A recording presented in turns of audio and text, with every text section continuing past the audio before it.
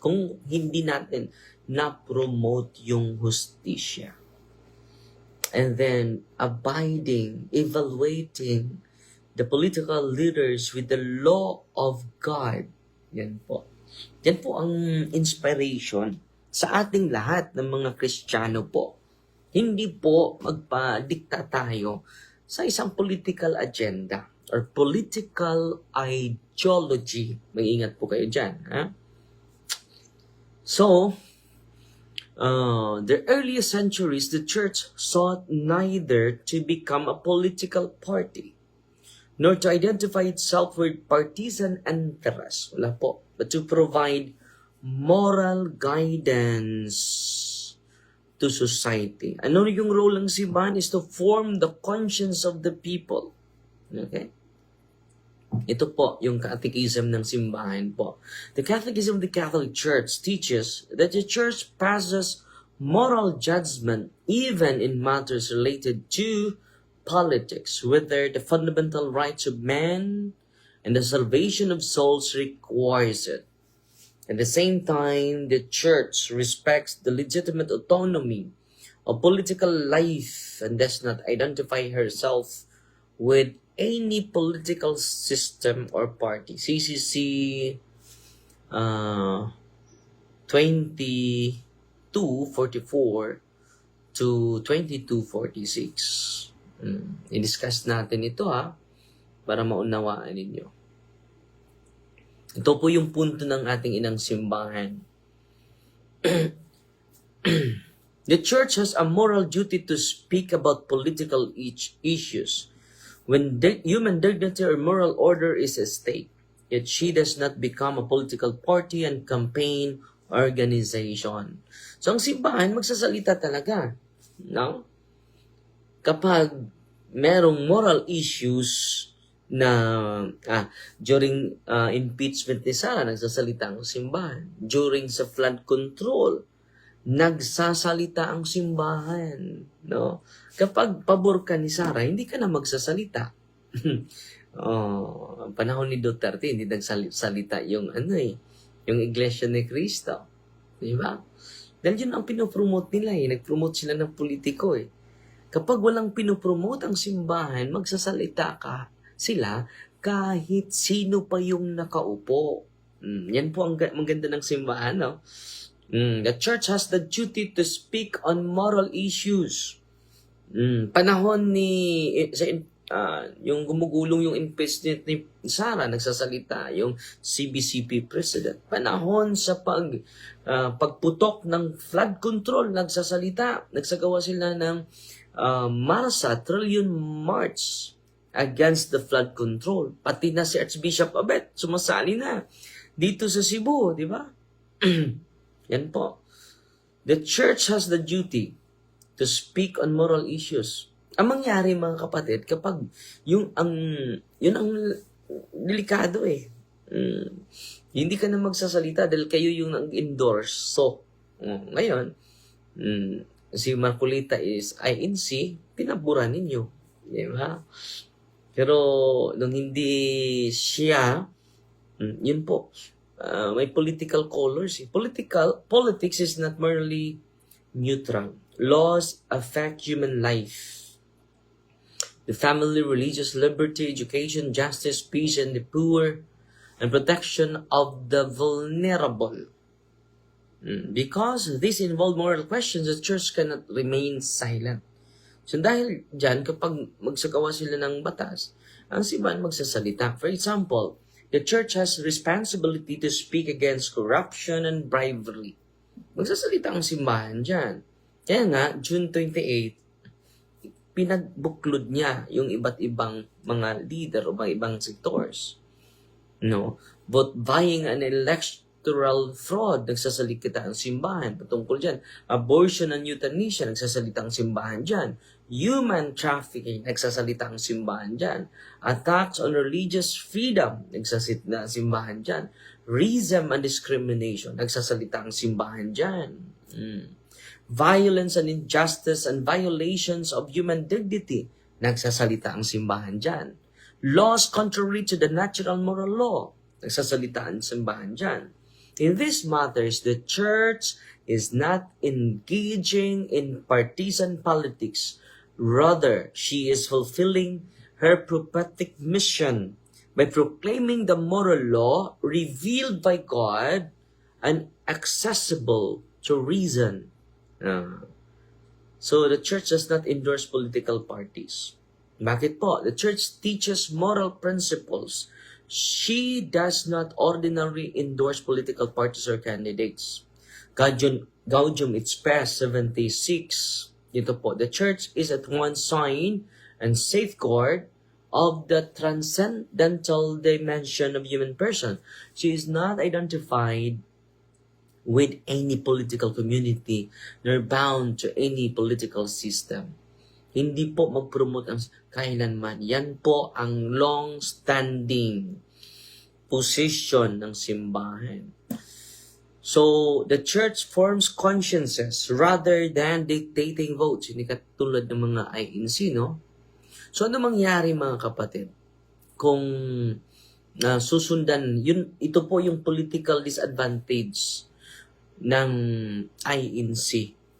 Promoting politicians at a religious rally. If a religious gathering is used to promote particular politicians or political candidates, several concerns may arise. Una po, ang disadvantages. Una, it can blur the distinction between church spiritual mission and partisan politics. So, hindi na malinaw mga kapatid. Kung mag-promote ka ng kandidato, the primary mission of the church is to proclaim God's word, preach the gospel, administer the sacraments, and form the moral conscience of believers.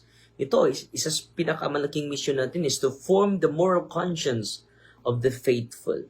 When political figures become the focus of religious event, ito yung nangyari sa kanila, no? The church spiritual mission may appear secondary to political objectives. So yung mission natin to promote the gospel, naging secondary na. At nakikita natin, nagsasalita si Amy Marcos, sa White Ribbon March, wala pong politikong nagsasalita doon. Wala po. Dahil hindi tayo nag-promote ng political personalities. Pangalawang disadvantages, it may weaken the independence of the church's moral voice. So, ang mangyayari mga kapatid, mag-rely ka na lang sa mga politiko na naging puppet na ang simbahan sa isang political party. A church that is publicly identified with particular politicians may later find it more difficult to speak prophetically against corruption, injustice, immoral policies involving those same leaders. Di ba? Umaamin na si Marcolita, di ba? 75 million ang natanggap niya. Hindi po yun maganda. Bakit may utang na loob na siya sa nagbigay sa kanya eh? The church, as mabuti, harapin mo na lang yan. No? Kung wala ka talagang violation sa batas, hindi ka naman matatakot. Si Kristo nga eh. Kahit walang kasalanan, hinarap niya. Yun po yung tunay na mga iglesia ni Kristo. At hindi naman nagrally yung mga apostol. Hindi. Si Kristo ay nag-submit dahil siya yung leader eh. Siya yung question eh. Sige, ano nangyayari ngayon, Marcolita? Anong nangyari? Pinaulanan mo yung mga bayan ng Diyos. Naawa nga ako sa mga iglesia, ordinaryong members sa iglesia ni Kristo eh. Nawa ako, pinaulanan mo eh. No? Sana ikaw na lang humaharap. No? Dahil ikaw naman yung leader. Katulad ni Kristo. Inaharap niya. Katulad ni Apostol Pedro.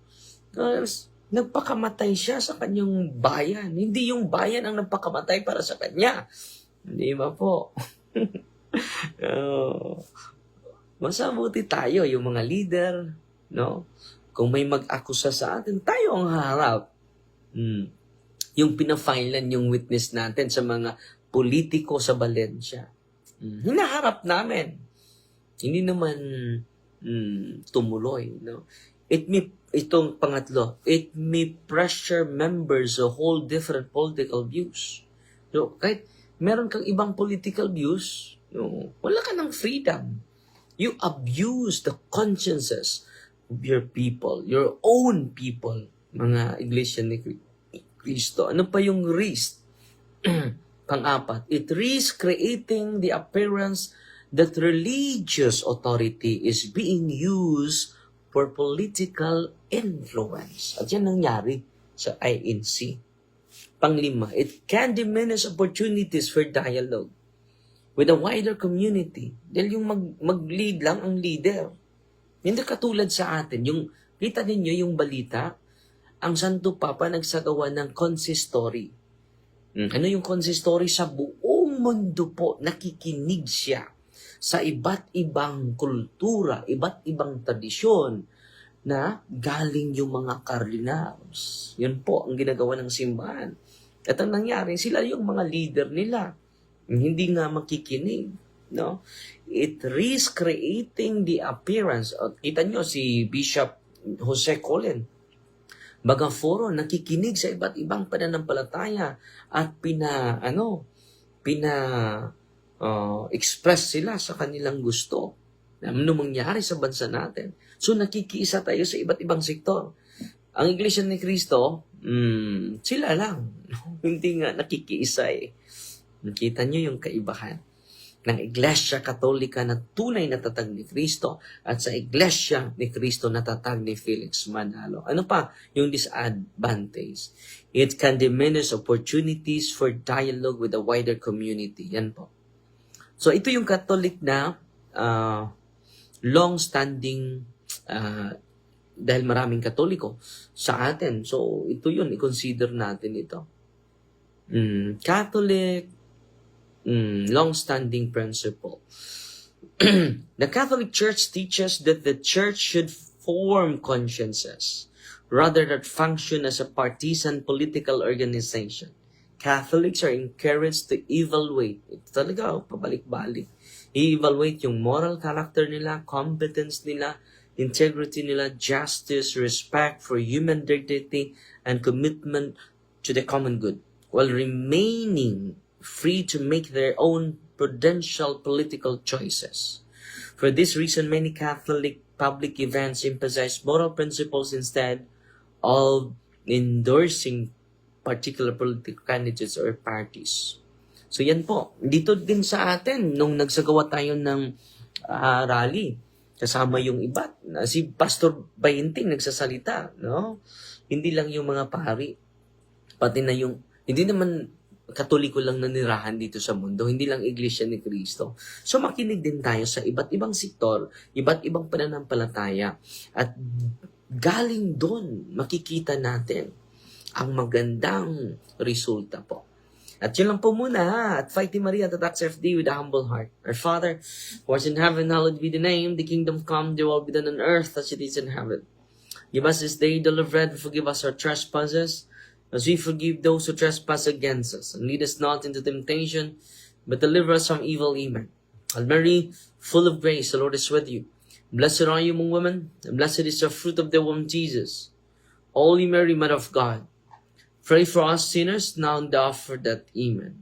Hail Mary, full of grace, the Lord is with you. Blessed are you among women, and blessed is the fruit of the womb, Jesus. Holy Mary, Mother of God, pray for us sinners, now and the hour of death. Amen. Glory to the Father, to the Son, and to the Holy Spirit, to us in the beginning, is now, never shall be, world without end. Amen. In the name of the Father, the Son, the Holy Spirit. Amen. So, Fighting Maria, that accept thee with a humble heart. At pasalamatan lang ako sa mga star senders natin. Ang Diyos na po magsukli sa inyo. Danny Simporius, 100 stars. Si Kathy Rapacon, 100 stars. Si Nanay Mila. Ay, si Nanay Mila, oh. 180 stars at 170 stars. Salamat, Ate Mila. Ikaw yung nangunguna ngayon. Si Elvira Balungkit Onji, 100 stars. At si Chibu Bans, mango ito. Wow. Dami, 400.